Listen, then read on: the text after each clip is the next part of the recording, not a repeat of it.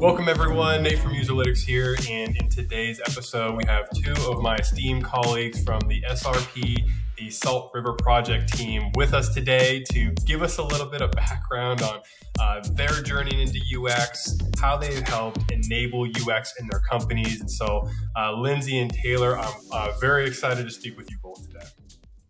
Thanks for having us. Awesome. Well, Taylor, I want to start with you. I think always a great introduction to the show, just to learn a little bit about, who you are, a little bit about your role on the team, and then Lindsey will go with you next. Awesome. Yeah, thank you again for having us. So as Nate mentioned, I'm Taylor Brass, and I'm a UX researcher at the Salt River Project, and we're a not-for-profit water and power company in central Arizona. And in my current role, I conduct a bit of mixed methods research to improve customer-facing products, where Arizona residents can pay their energy bills or they can explore energy efficiency programs. And a little bit about my background is I have both a bachelor's and a master's degree in user experience from ASU, and I studied everything from interaction design to front-end development to human systems engineering and UX strategy. And before I came to SRP, I was a UX designer in a few different industries, including healthcare, tech, and sustainability. But I'll pass it over to Lindsey. Thanks. I'm Lindsey Ocampo. I'm a senior ERP analyst at SRP. I recently just transitioned into this role. I was a UX researcher for the past 9 years. That's really my expertise. But I've been at SRP for about 14 years.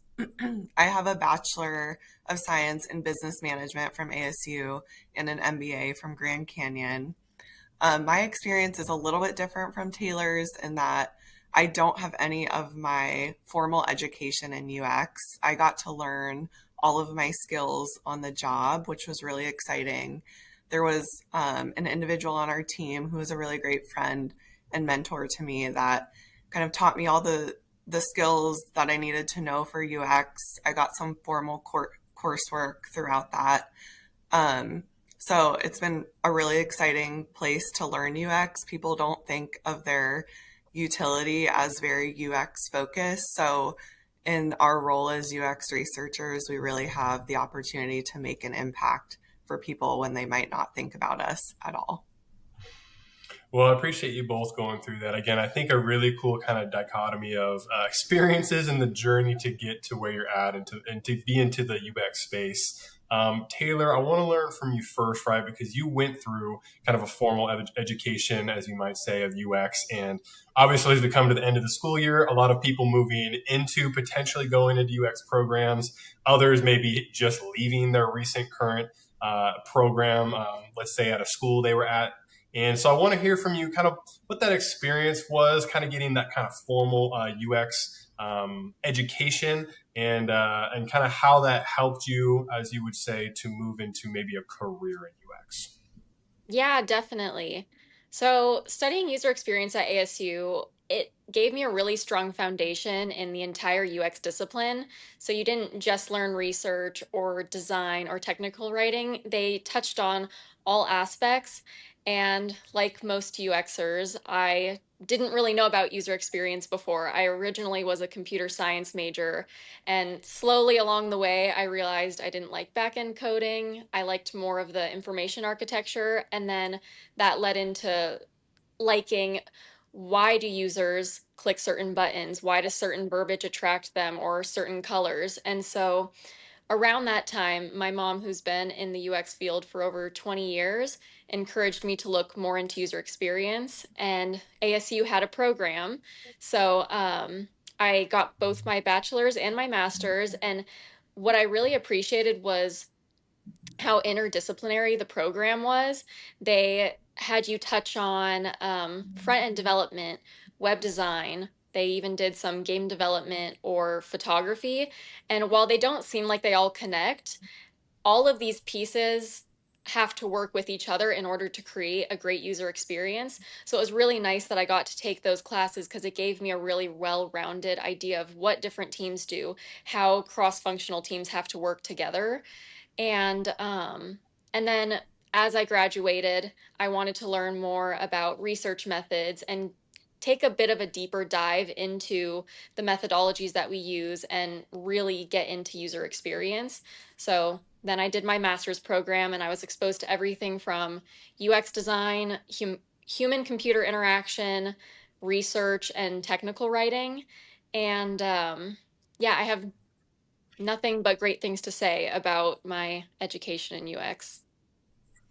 Well, I love to hear that. I know that a lot of times some people can come out of their, college education programs and be like, maybe this didn't prepare me for exactly what I thought it was going to be in the real world. So I'm interested for you in that experience of kind of getting into your first UX role. Did you feel like really well prepared? Was there a lot you needed to like learn on the job? And then again, I'll be interested in kind of that dichotomy with Lindsey, your experience, and maybe a little later. Yeah. So there were a few differences between academic UX and UX in business.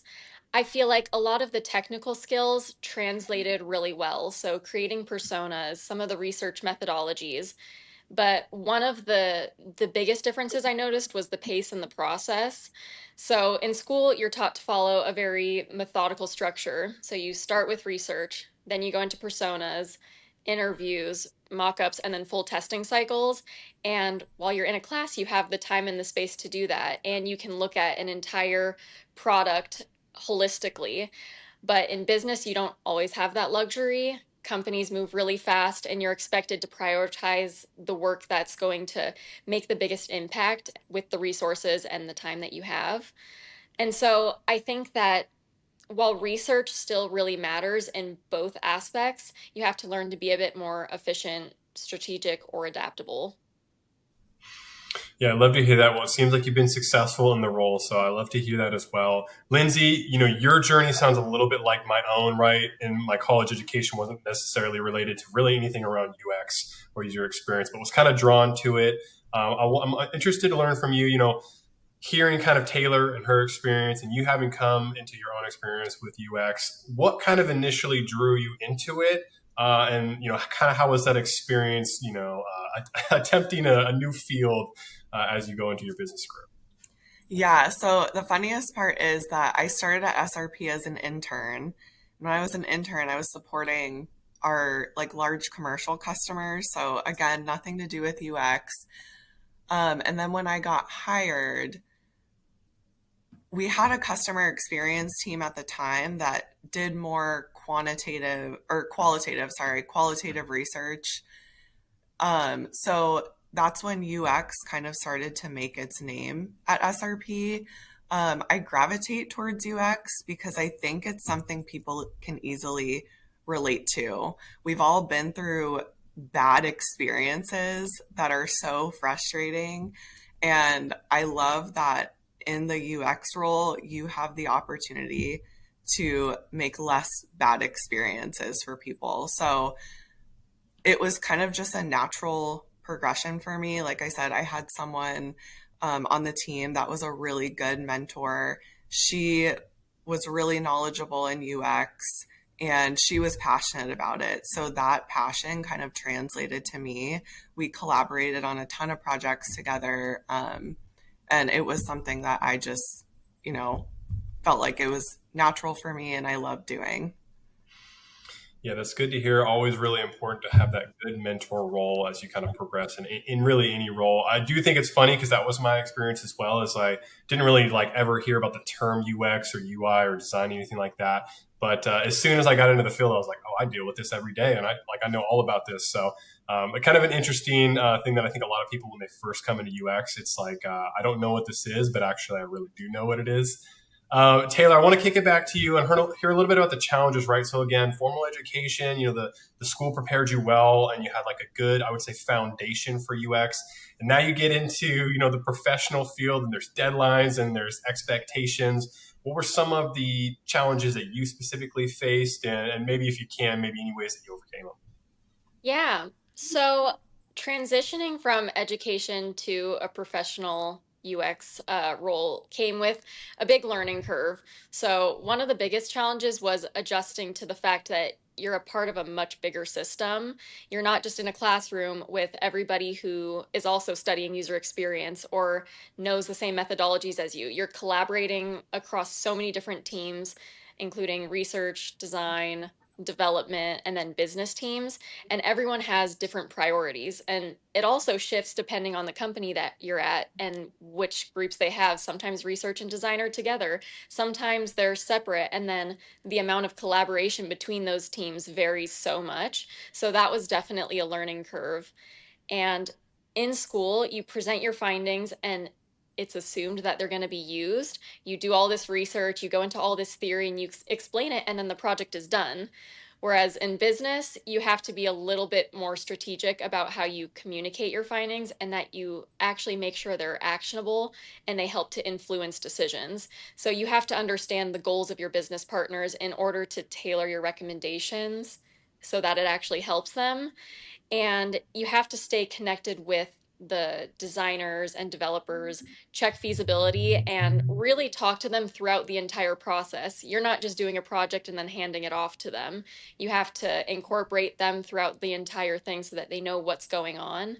And while I won't go too deep into this because I know that Lindsey's going to touch on it more, I just want to say that in business, building really strong relationships with your team and stakeholders is key to making sure that your research doesn't just sit unused and it actually drives change. So, learning to align your UX goals with the broader business goals was definitely a learning area for me when I first made the transition. Yeah, absolutely. I think you made a really good point there, right? Sometimes we have the expectation that the other team members are going to understand what we know intimately as we, go through our different like deep research projects. So Taylor, hoping you could give us just a quick tip, right? So let's imagine someone's kind of in your situation, right? They're coming from formal background in education, and now we go into the business workplace, right? Obviously, it's going to be a different experience. What's like one good tip that you could give someone who's kind of going into the messy world of business where things are not outlined, like maybe in an education program? Yeah, definitely. So, my best advice is to stay adaptable and curious. UX is broad and it's constantly evolving, and you don't need to know everything on day one. So, what matters is your ability to stay user centered, ask thoughtful questions, and work collaboratively.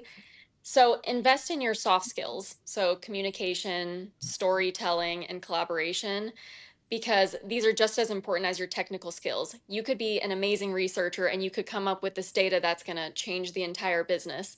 But if you don't know how to present it to your stakeholders in a way that they can understand it, it's of no use. So just, it's about working with others to uncover the user's needs and make meaningful changes. And I think a lot of new UXers are nervous to talk on the skills that they have when they go into a job. They feel like they're new and they're supposed to be learning. But companies actually want you to elaborate and to tell them about what you've learned in schools, because there's so much of what you learn is grounded in methods and best practices. And so don't be afraid to advocate for them, even if you're just starting out. Companies always want to know about these, and you can bring a fresh perspective. I think it's so good, and I really kind of appreciate the insight, Taylor.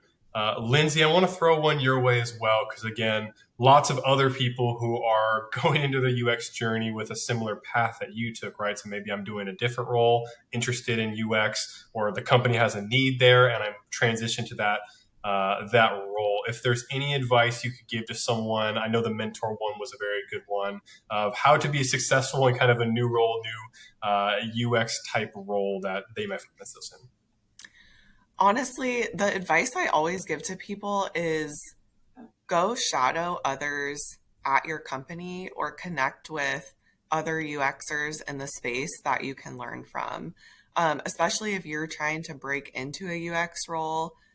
I know right now, especially, it's a really tough field to get into, but I think you leave a memorable impression with people when you take the initiative to ask them about their job that you're interested in and learn the skills they have, how they started, all of that. So that's really my tip, especially as someone who didn't come from, a formal education background. I showed the initiative that I was interested and learned from those around me.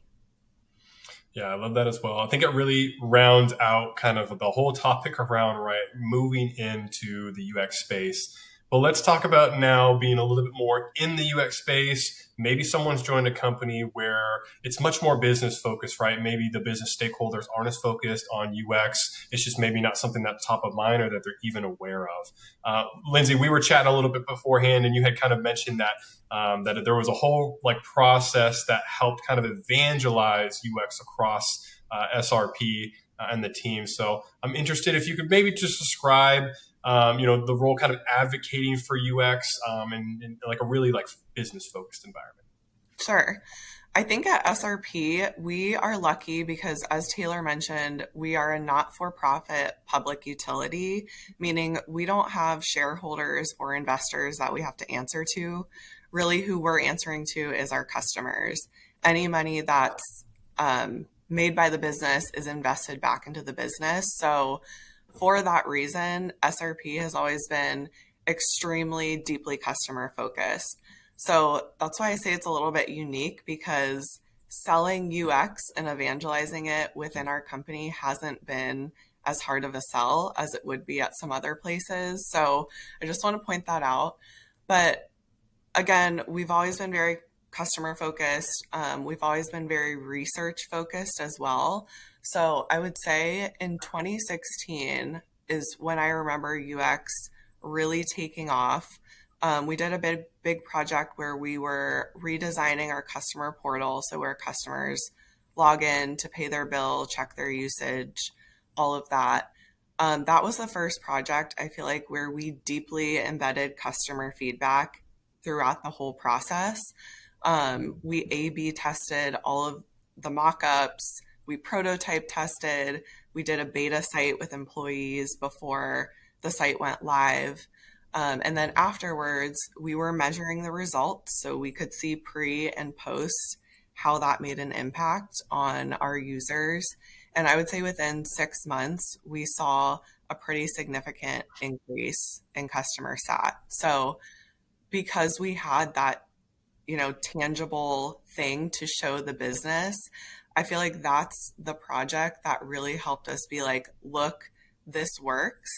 And so when we were starting to evangelize UX throughout SRP, we always came back to that example and we had proof to show that it worked. And it was less work afterwards when the site went live because we weren't cleaning up a bunch of stuff. Users could easily pay their bill, log in, and do what they were intending to do. So that's kind of the process we went through, and how deeply customer focused SRP really is. Yeah, I like the example because I'm totally bought in on the idea that results speak, right? So we can talk about UX till everyone's blue in the face, right? But being able to show proof of like, here's what we did and here's the result, I think that's really key. So it's a great point there. One of the things that Taylor had mentioned like a little bit ago in terms of like her advice to people would be like building those relationships with stakeholders, because that kind of, let's say, bridges the gap. I'm wondering kind of maybe what your approach was. I mean, again, I think the example of having proof is super important, but even with proof, right, there has to be a little bit of a relationship there to make it land. So kind of wondering how that approach went for you and what was successful about it. Yeah, I would say making sure that you're helping stakeholders meet their business goals is always going to help establish a relationship with those people. In our case as well, we've learned that being proactive with other groups around the organization and asking, hey, what upcoming projects do you have? Tell us about those. And that kind of lets us insert ourselves and say, here's how we can help you. Again, letting them know that you are there to help them meet their goals. That's an easy sell for everyone. Also, our research team is kind of unique in that we have traditional market researchers that do more quantitative research, and then there's the UX side as well. So as a team, we're often talking about what research projects we're working on, what some of the objectives of those projects are. And so that allows us as a team to help establish new relationships. So if one of the other team members is like, I'm working on this project, the problem is XYZ, a lot of times the UX researcher can be like, hey, I think we can help with UX research. Can you introduce us to that business partner and help establish that relationship? So I think that's another way we build relationships throughout the company as well. Yeah, definitely. And again, I'm interested in hearing maybe some of the challenges that you face. And then after Taylor, I want to ask you a little bit about like the importance of stakeholder buy-in for UX success. But before I do that, Lindsey, I want to stick with you really quick. If I don't know if you maybe have like any examples of something like specific that was a challenge, right? Trying to build that trust with people who aren't familiar with it, maybe don't think it's so important before they've actually seen those results. And so I'm interested to hear your thoughts there, Lindsey. Yeah, I think the biggest challenge for us has been, as I mentioned before, SRP has always been really big on customer research, but it was more so quantitative, traditional market research. So when we were first starting this UX journey, we were introducing methodologies that the business hadn't really been exposed to. Um, with usability tests, typically it's a very small sample size, 5 to 6 users, you get 80% of your results. So that was scary for our business. And we had to learn how to translate that into a bigger package that they resonate with. So one of the ways we did that was we would use our UX research methodologies, but then we would bring in other insights like competitive market intelligence.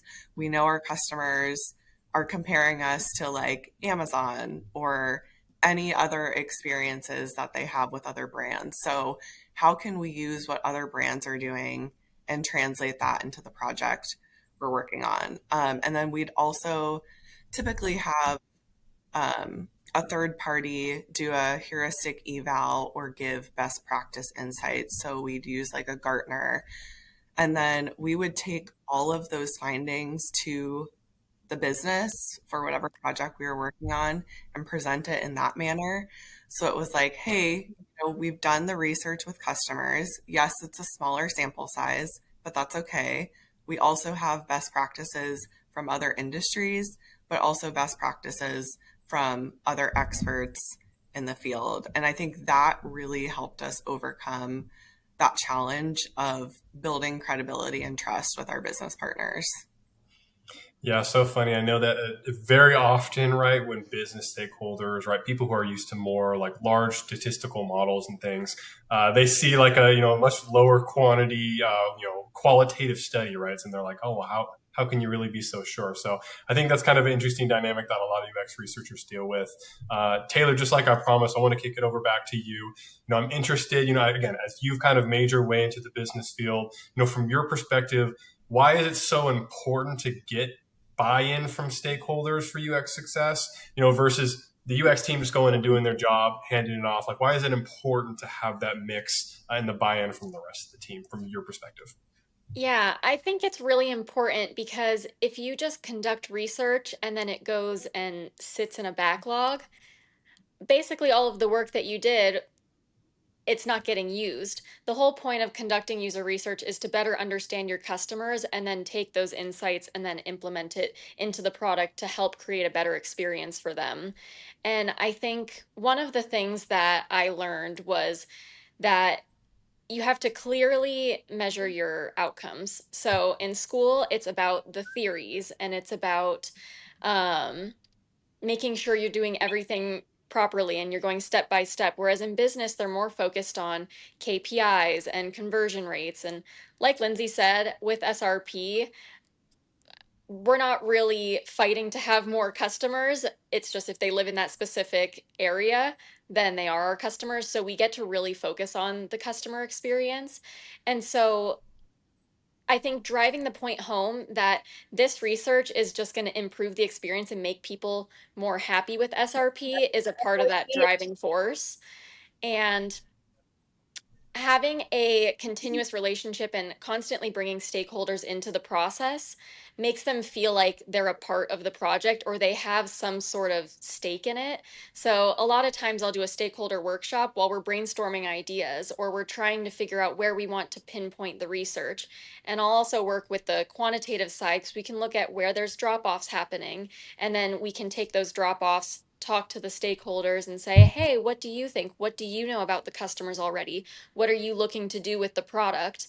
And then we work together in a collaborative sense. And I think the more brains, the better.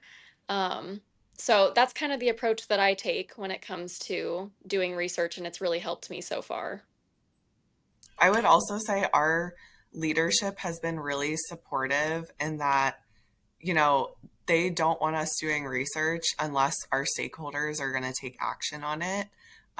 So that's helped build buy-in as well. And that's come, it's been a message coming from top down. So that took some time to build, but I do think it's been really helpful. When people ask for research, it's more likely that they are going to act on it. Yeah, well, it sounds like SRP is very industry leading in UX. I think it's interesting because when you ask just a like say you randomly ask someone like on the street, like, hey, what do you think about UX and user experience? They're going to mention things like, the iPhone, Apple, and they're going to mention things like Amazon, right? So not a lot of people are thinking utility company when they think of like wonderful user experiences. So I think it's really cool just in general, like what the team is doing and that you guys are so bought in. Taylor, I want to come back to you really quick on just a quick question, right? So when we think about, translating these UX principles, right? Because we have a lot of lingo in UX, and that's like lingo that we all know internally, but maybe hard to translate to business value.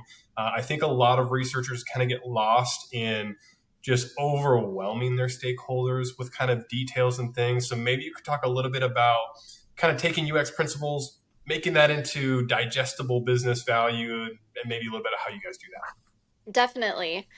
So, a lot of times researchers, they're so in the weeds with the data that they want to share everything that they did. And sometimes we feel like in order to get buy-in, we have to explain all the processes that we used and why this data is reliable. But stakeholders don't necessarily need all the details. They need clear, actionable takeaways rather than overwhelming them with theory or processes. I highlight how addressing specific user pain points will directly benefit the business and help aid them in their goals. And I think this approach really ensures that research and design is seen as an essential investment. So, one example I like to give is it's not enough to say that users struggle with navigation. Instead, you want to say, if we move the navigation to the top of the screen, we can reduce drop off by 40%.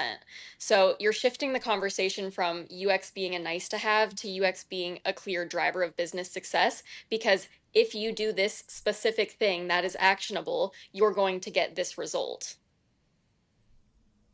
Yeah, I love the articulation. Lindsey, you've had a pretty tenured career in UX so far. When you kind of think about, again, one of the things that can be difficult is that we sometimes as UX researchers want our business stakeholders to participate in the research. And while that's really valuable, if we can get them to do that, it's very unlikely that they're going to have the time or the want to do that. So I'm wondering from your, experience at SRP, have you ever been able to pull in business stakeholders to real research, maybe as an observer, or maybe to just, view a session themselves? Or do you think it's actually better to just pull out what they need and give them that versus have them actually participate? I'm wondering kind of, your experience there. I think it depends. I think you have to know your business and know how people are going to react. So we do sometimes let people in on the research. We've done focus groups where, we have some people from the business either watching from a room online or when we used to do them in person a long time ago, they were behind, a glass wall. But that in that situation, it was fine. If we're doing like moderated usability tests, I typically don't like to have someone from the business in the session with us. I think it often intimidates the user as well. So we try to keep as little people in the session as possible. We really try to involve the business upfront. So if we're designing the discussion guide or just the project plan, making sure we're all aligned on what the objectives are and what we really need to get to in the study, that seemed to be okay. Um, yeah, again, I think it depends. You have to know your business, but if people want to be involved, that's great. I would also recommend letting them watch a recording. If you don't want them in the session, give them the opportunity to, review the sessions and get their own insights. Yeah, I love the answer. I think in most things in life, the answer is going to be it depends, right? Or it depends on the context. So I think that's completely fair. I want to kind of wrap this up here as we're getting close to our time with just some tips. Let's say someone's been listening in, maybe they're fresher in UX or they've been in it for a while and they're loving what they're hearing so far from you both. Taylor, question from you. When we had spoken before, you had kind of talked about like one of the really influential ways to kind of establish yourself as a UX or researcher is to, and you use the term become a strategic partner. Can you talk to the audience a little bit about what that means to be a strategic partner and what's that all about? Yeah, definitely. So I think one of the ways to become influential as a UX researcher is to position yourself as a strategic partner, as you said. So you're almost like an internal resource for the company. So you're proactively offering insights. So you're networking with other business partners, learning about what projects they're working on, and trying to find areas of opportunity where research could help benefit them and their goals. And you try to identify gaps and show that we're not just here to take requests, but we're here to help shape the direction. And a lot of times I think people or business partners don't think about research. Everything is so fast paced. They're just trying to get everything done in time. And so we have to be that voice and we have to try and advocate for research and why we think it's necessary. So one of the things that we've done at SRP is we make it clear that we have an inventory of past research that others can reference because we've been doing this for so many years. We have so many studies. You don't always need a new user interview that takes 8 weeks in order to do the research. You can look at previous research that we've done that kind of follows a similar path and then use that to help inform your decisions. And this helps to improve, I think, risk and improves outcomes. And again, just building strong cross-functional relationships is really, really key. So getting close with those business partners and learning about what they're working on and figuring out how UX research fits into the broader business strategy and how we can help them. Yeah, I think it's so good. I mean, people in the UX space, right, we're focused on our research. We get into the weeds, right, and we live there in it. But one of the things you mentioned, right, is kind of taking a step back, seeing the bigger picture. Lindsey, again, one of the terms you had used before that really stuck out for me was staying curious and kind of just all about that curiosity mindset. And I want to hear from you again, just a little bit of elaboration on what it means to stay curious as a UX researcher and kind of how it's been successful for you in your career. Yeah, I think, especially since I didn't come from a formal UX background, I really can't be complacent in research methodologies. I feel like stuff is changing all the time, especially with AI. Like, you really need to stay curious, connect with people, learn how they're leveraging their skills, doing new things. I feel like that's just going to help anyone if they're trying to break into the field, but also, again, build relationships with people throughout the business. If you can learn something new and then figure out how you can apply it to a project within and show that to other people, they're going to see value in that and, think of you for other projects. So I think staying curious is so key. Well, I just appreciate both of your time today. It's been insightful for me. I always feel like when I jump into these episodes, I come out learning a whole bunch. And again, I just love what the SRP team is doing over there. And again, especially even as a utility company, someone who maybe is not forced to find new customers, right? Just being able to focus on them is so key. And so I love kind of the overall mindset from the team. As we wrap up here today, again, maybe someone's listening in and they're like, oh, Taylor, I would love to chat with you as I'm coming out of college or something like that. Someone who found something you said relevant. Taylor, where can people who are listening find you and connect with you? Yeah, you can find me on LinkedIn. I'm always happy to connect and to answer any questions or swap ideas with UXers. And then I also have a portfolio website, which is www.taylorbrass.com. So it's just my name, and there's a way to contact me through there as well. But yeah, I'm always happy to help and chat about UX. I love mentoring.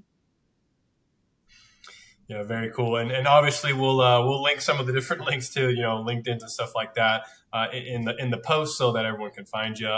Lindsey, I'll throw the same to you. Someone who's interested in hearing more about your experience or just connecting with you, where can they find you?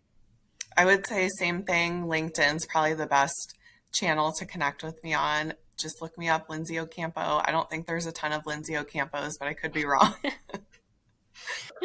Awesome. Well, again, can't thank you both enough. Hope that we get to chat again soon. But if we don't, I hope you have a great weekend, and I hope the listeners enjoyed everything that they heard from you both. Thank you. Yeah, thank you again. Analytics tells you what. Userlytics tells you why.